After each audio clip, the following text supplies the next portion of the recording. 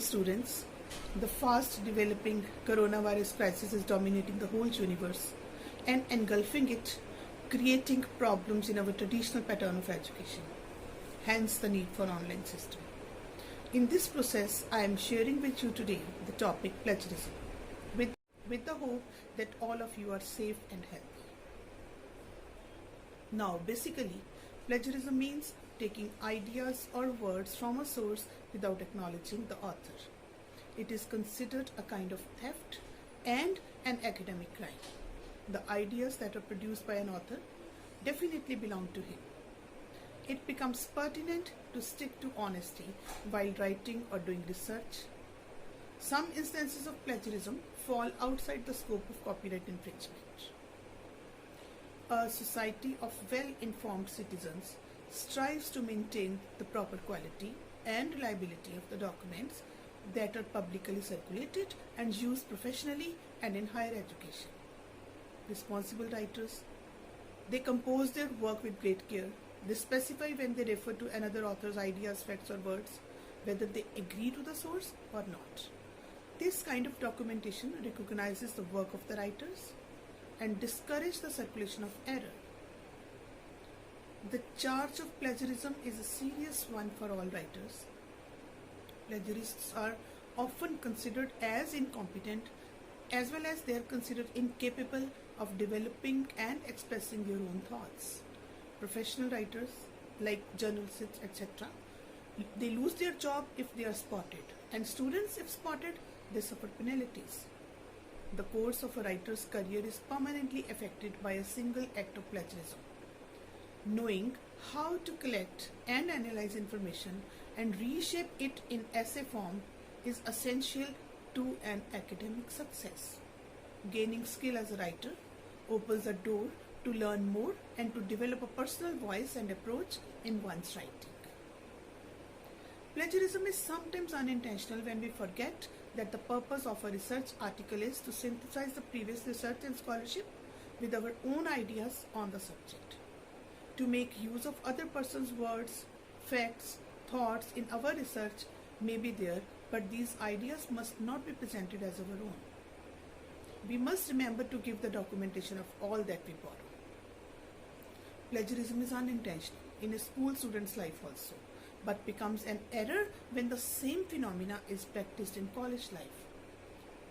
So what should be done? Careful notes should be taken while preparing the article to avoid this unintentional plagiarism. When we present an author's exact wording without quotation marks, it becomes plagiarism even if a citation is made. So the surest way to avoid it is to work with notes. Moreover, when students write research papers in a second language and the kind of unintentional plagiarism happens. Here, the students copy the structure of author's sentences and then grammatical errors occur. Inadvertently, they plagiarize the author's ideas, information, words and expressions. While discussing about the types of plagiarism, complete plagiarism is the most severe form when a researcher copies an article completely and submits it under his name. Sometimes plagiarism happens because of the different types of sources, like when a researcher references a source that is incorrect, it's a misleading citation. Plagiarism also occurs when a researcher or a student uses a secondary data but cites only the primary source. It is known as source-based plagiarism.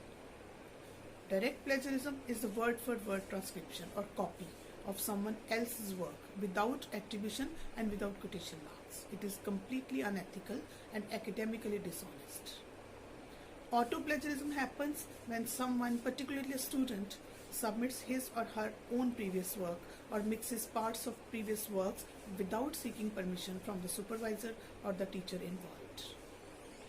Then paraphrasing plagiarism is the most common type, and it involves the use of someone else's writing with some minor changes in sentences and using it as one's own. The original idea remains the same, though the words differ. One more type is inaccurate authorship plagiarism, and it occurs in two ways.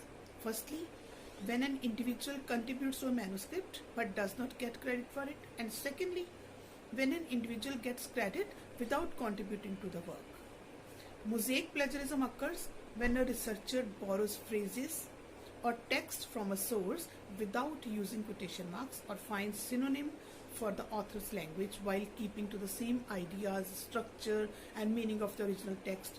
This kind of plagiarism, whether intentional or not, is academically dishonest and punishable.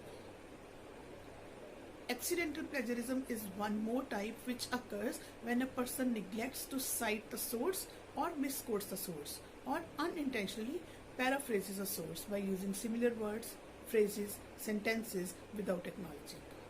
But lack of intention does not absolve a researcher or a student of the responsibility for plagiarism. Then the question arises that how do we spot plagiarism? So when you take notes where summary and paraphrase are not at all distinguishable and you present them as if they were your own ideas, this is plagiarism. Moreover, copying and pasting from the internet sources from web without citation or without quotation marks is also plagiarism. When you take someone's unique or particularly apt phrase without acknowledgement. And lastly, plagiarism can also be detected by plagiarism detected tools. Plagiarism, how it can be avoided?